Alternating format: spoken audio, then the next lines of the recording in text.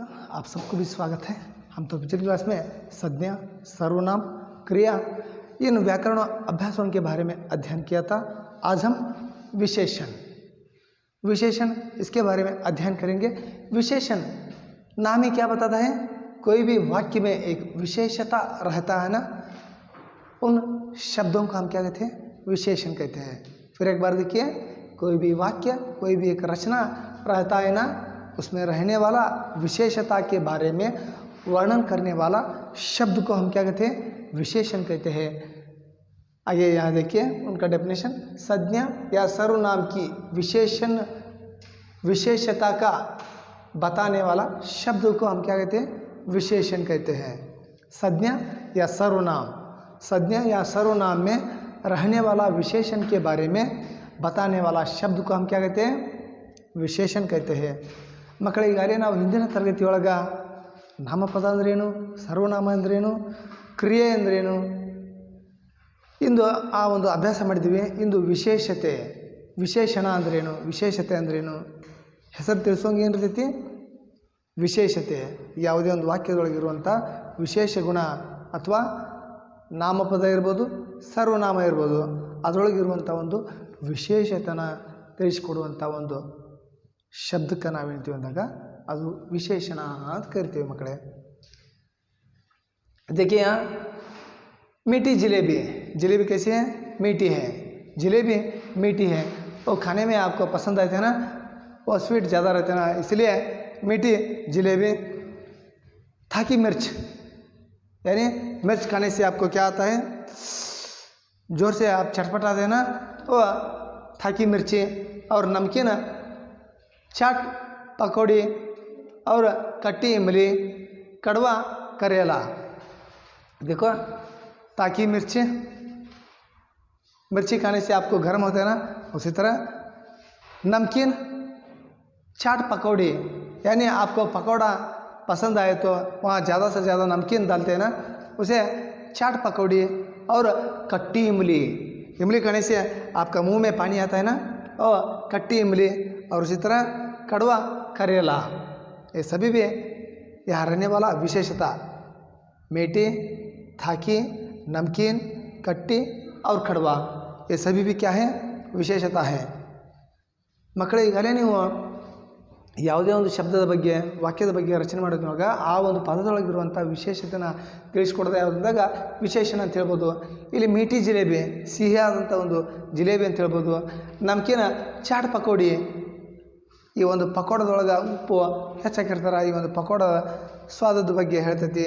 ಏನು ಕಟ್ಟಿ ಇಮಲಿ, ಒಗರೊಗರು ಇದೇನಿರ್ತೈತಿ, ಹುಣಸೆ ಹಣ್ಣು ಬಾಯಿಯೊಳಗೆ ಏನು ಬರ್ತೈತಿ, ನಮಗೆ ನೀರು ಬರ್ತೈತಿ. ಥಾಕಿ ಮಿರ್ಚ್, ಈ ಒಂದು ಖಾರ ಒಂದು ತಿಳಿಸ್ಕೊಡುವಂಥ ಒಂದು ಗುಣಭಾವಕ್ಕೆ ನಾವು ಮೆಣಸಿಕಾಯ್ದು ಒಂದು ಹೇಳ್ತೀವಿ ಮಕ್ಕಳೇ. ಅದೇ ರೀತಿಯಾಗಿ ವಿಶೇಷಣಕ್ಕೆ ಭೇದ, ವಿಶೇಷಣता यानी विशेषता का भेद, विशेषण के भेद, क्षमा कीजिए वहाँ, विशेषण के भेद। विशेषण में विशेषता से 4 प्रकार का विशेषण आ जाता है। पहला है गुणवाचक विशेषण, संख्यावाचक विशेषण, परिणामवाचक विशेषण और सर्वनामिक विशेषण।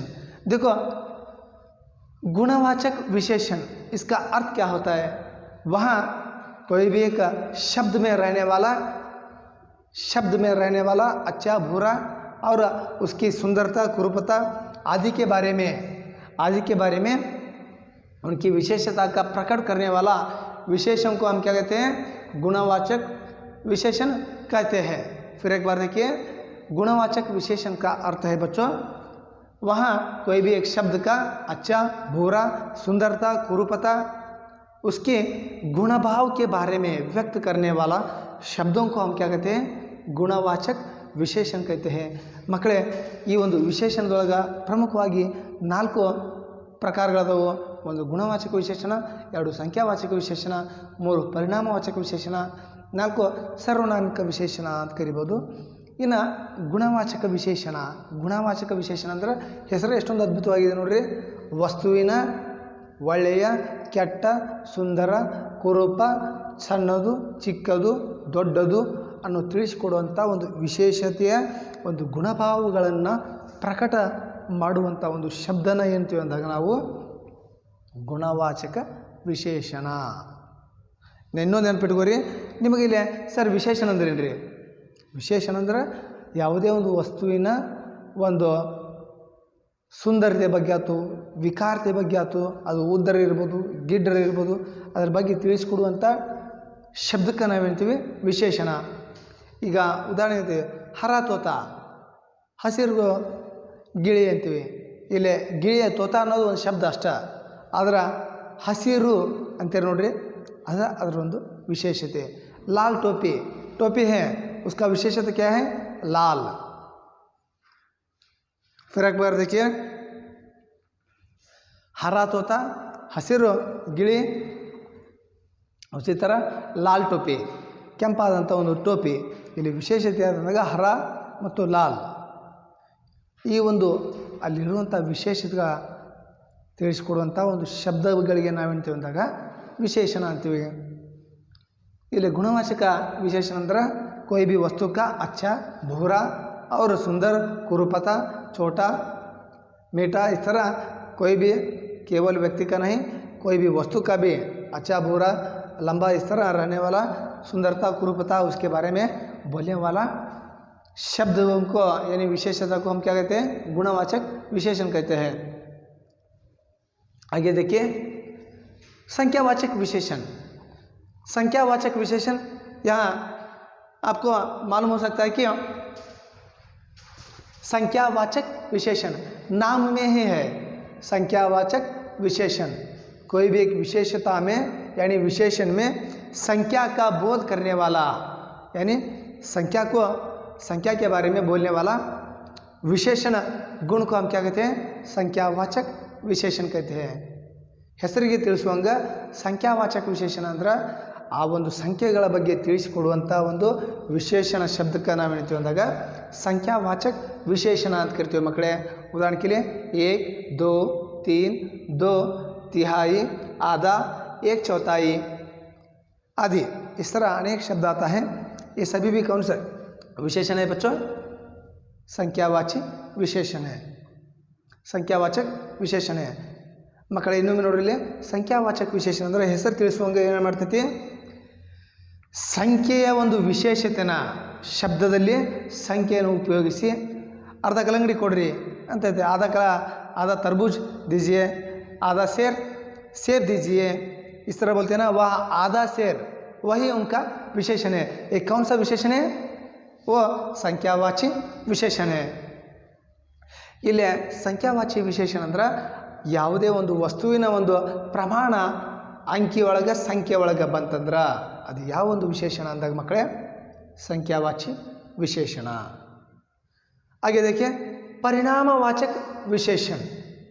परिणाम और यहाँ आधा, 1, 2, 3 इस तरह बताते हैं ना. यहाँ परिणामवाचक विशेषण में हम तो वहाँ रहने वाला वस्तु की कम, ज़्यादा, अधिक, उसका प्रमाण कितना है, कम है, ज़्यादा है, अधिक है, समान है, उसके बारे में बोलने वाला परिमाण को हम क्या कहते हैं? परिमाणवाचक विशेषण कहते हैं. उदाहरण के लिए थोड़ा, बहुत, कम, अधिक, ज़्यादा आदि, इस तरह अनेक शब्द आता है. ಮಕ್ಕಳೇ, ಈ ಒಂದು ಪರಿಣಾಮವಾಚಕ ವಿಶೇಷಣ ಅಂದ್ರೆ ಆ ಒಂದು ಪ್ರಮಾಣ ಎಷ್ಟೈತಿ, ಅರ್ಧ ಆಯಿತು, ಕಡಿಮೆ ಇತ್ತು, ಹೆಚ್ಚಾಯಿತು ಅಥವಾ ಸಮಾನ ಇದೆಯೋ ಅನ್ನೋ ತಿಳಿಸ್ಕೊಡುವಂಥ ಒಂದು ವಿಶೇಷಣಗ. डब्बा पूरा भर गया, अब क्या करो? उसे भर्ती करो. डब्बा पूरा भर गया, ಅದು ಸಂಪೂರ್ಣವಾಗಿ ತುಂಬೈತಿ, ಅದು ಪರಿಣಾಮ ಏನೈತಿ? ತುಂಬಿದೆ, ಅದನ್ನು ಮುಚ್ಚಿಡ್ರಿ ಅಂದ್ರೆ ಅದು ಯಾವ ವಿಶೇಷಣ ಅಂದಾಗ ಪರಿಣಾಮವಾಚಕ ವಿಶೇಷಣ. आड़ा पूरा डब्बा पर भर गया है, उसे क्या करो? बंद करो. यानी पूरा भर गया, पूरा वो क्या होता है? ಪರಿಮಾಣವಾಚಕ ವಿಶೇಷಣ. ಈ ಒಂದು ಹಿಟ್ಟು ತುಂಬ್ತಿರ್ತೀರಿ, ಜೋಳದ ಹಿಟ್ಟಾಯ್ತು ಅಥವಾ ಗೋಧಿ ಹಿಟ್ಟು ತುಂಬ್ತಿರ್ತೀರಿ, ಆ ಡಬ್ಬಿ ತುಂಬಿದಾಗ ಏನು ಮಾಡ್ತೀರಿ? ತುಂಬಿದೆ, ಅದನ್ನು ಪೂರ ತುಂಬ್ರಿ ಅನ್ನೋ ತಿಳಿಸ್ಕೊಡುವಂಥ ಒಂದು ವಿಶೇಷಣ ಯಾವುದು ಅಂದಾಗ ಅದು ಪರಿಣಾಮವಾಚಕ. ಗಡ ತೋ ಆಧಾ ಭರ್ ಗಯಾ ಹೈ, ಗಡ ತೋ ಆಧಾ ಭರ್ ಗಯಾ ಹೈ, ಅವೇ ಪೂರಾ ಬರೋ. ಈ ಒಂದು ಪರಿಣಾಮ ಅಂದರೆ ಅದು ಅರ್ಧ ತುಂಬಿದೆ, ಅದನ್ನು ಪೂರ ತುಂಬ್ರಿ ಅನ್ನೋದು ಯಾವುದಾಗತ್ತಂದಾಗ ಅದು ಪರಿಮಾಣವಾಚಕ ವಿಶೇಷಣ ಅಂತ ಹೇಳ್ಬೋದು. क्षमा कीजिए, वो तो संख्यावाचक विशेषण में आता है। परिणाम का मतलब यहाँ थोड़ा बहुत कम अधिक, पेट भर गए हैं, मुझे बस बहुत हुआ है खाना, इस तरह आप बोलते हैं ना, वो परिणाम के बारे में ಊಟ ಮಾಡುವತ್ತೊಳಗೆ ಹೆಚ್ಚಾಗಿತ್ತು ನನಗೆ ಸಾಕು ಅಂತ ಹೇಳ್ತಿರಲ್ಲ, ಆ ಒಂದು ವಿಶೇಷಣ ಯಾವುದಾಗ ಅದು ಪರಿಣಾಮ आगे देखिए, यह सर्वनामिक विशेषण। सर्वनामिक विशेषण वाक्य में विशेषण के रूप में, वाक्य में विशेषण के रूप में प्रयुक्त सभी सर्वनाम शब्द को हम क्या कहते हैं? सर्वनामिक विशेषण कहते हैं। वाक्य में विशेषण के रूप में प्रयुक्त सभी सर्वनाम शब्द सर्वनामिक विशेष होता है। ವಾಕ್ಯದೊಳಗಿರುವಂಥ ಒಂದು ವಿಶೇಷತೆ ಕೂಡಿದಂಥ ಒಂದು ಉಪಯೋಗಿಸುವಂಥ ಸರ್ವನಾಮಗಳೆಲ್ಲ ಏನಕ್ಕವ ಅಂದಾಗ ಸರ್ವನಾಮಿಕ ವಿಶೇಷಣಗಳಾಕ್ಕವ ಮಕ್ಕಳೇ। ಉದಾಹರಣೆ के लिए यहाँ देखिए, वहाँ लड़की पढ़ रही है, वहाँ लड़की पढ़ रही है, ಅಲ್ಲಿ ಹುಡುಗಿ ಏನು ಅಂತ ಓದುತ್ತಿದ್ದಾಳೆ, ಅಲ್ಲಿ ಅನ್ನೋದೇನಿದು ಒಂದು ಸರ್ವನಾಮ।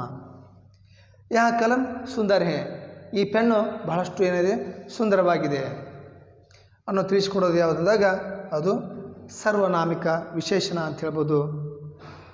बच्चों, अगले क्लास में मैं ये विशेषण के बारे में बताया हूँ। अगले क्लास में और एक विषय के बारे में अध्ययन करेंगे। अगले क्लास में मैं मिलूँगा, तब तक आप सबको भी बहुत बहुत धन्यवाद।